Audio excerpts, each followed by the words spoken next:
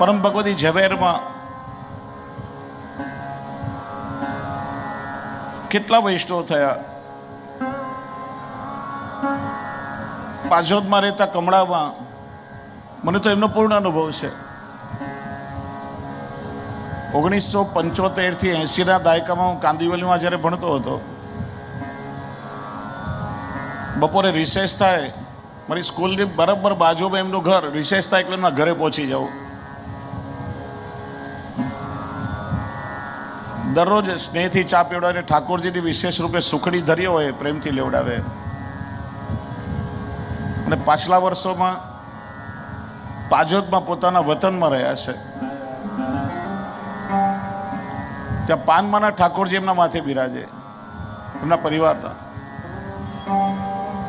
ઘણા વર્ષો થઈ ગયા, એટલું યાદ કરતા હતા કે મારા લાલન ક્યારે મને મળવા આવશો.